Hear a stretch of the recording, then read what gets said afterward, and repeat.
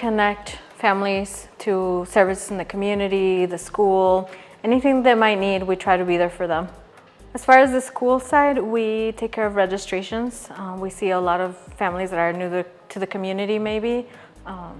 So when that happens, we try to help them with services, see if they need rental assistance, or sometimes it's help with finding jobs, housing. People come to us looking for help with reading their mail. Sometimes it's language support. It's really all kinds of different things. I can't tell you that one day is the same as the last day or the next day. It's very different.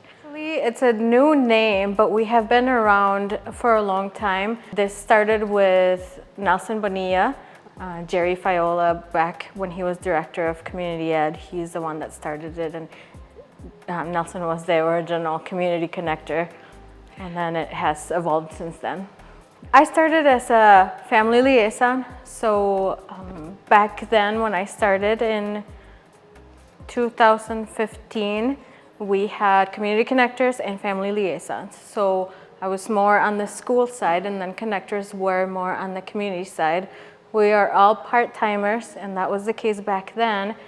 So then, of course, we had gaps in our schedules. People would come in needing support with the school when I wasn't there, or people would come in needing support with community services when Nelson wasn't there. So this is why we're merged now into one department. So hopefully now we can help whoever walks in. It's a need that a lot of communities don't have.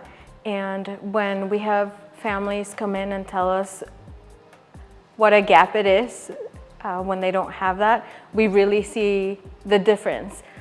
Hopefully I'm helping families, but I do feel that what we do is important on the school side and on the community side, because families that are new, and I'm not just talking about new to the country, although we do help families that are new to the country, but new to the community in general, whether they speak Spanish, Korean, or just English speakers. There's some confusion when you're new somewhere. Sure. And hopefully we help fill that gap. We help just guide them.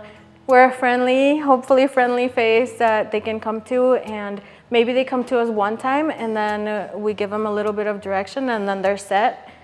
Sometimes they come to us multiple times because they have different questions, different needs that we help with, but hopefully we're helping guide them and direct them and connect them to the services that they need, maybe in that moment, and later on they need something else and we help them with that. I do like the feeling that I'm helping people.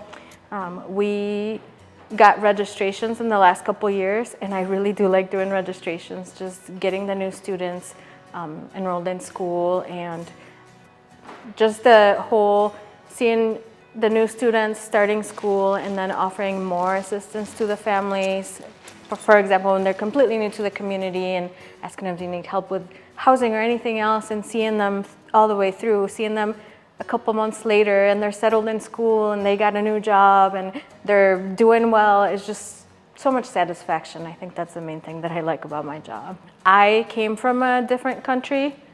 I came from Mexico when I forget how old, 13, 14. I didn't feel the change as much as other people might feel it because I spoke the language. But I can only imagine what it's like to not understand what's being said around you.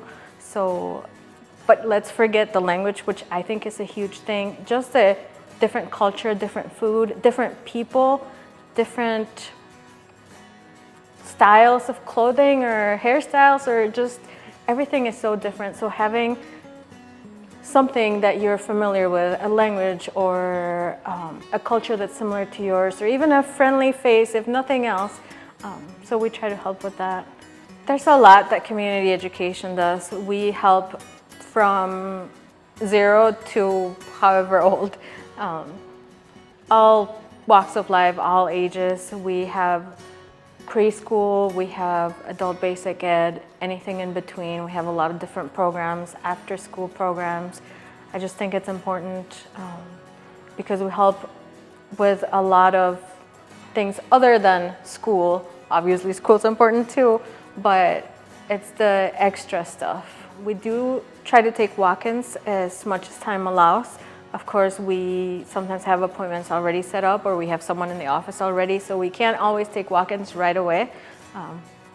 We encourage people to make a phone call ahead of time. We are all part-timers, so we do ask for a little bit of patience because we're not all in the office at all times. But we're available if we are in another building, because we do travel through the buildings. We have our cell phones with us, so we do try to be, easy to get a hold of, but sometimes it doesn't work out. So leave a message, send us a text, send an email, stop by. Really for anyone in the community.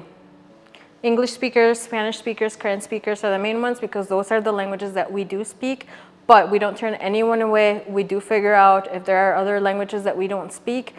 We have a language line that we can call. We figure it out. So come on by, call us. We'll get it figured out.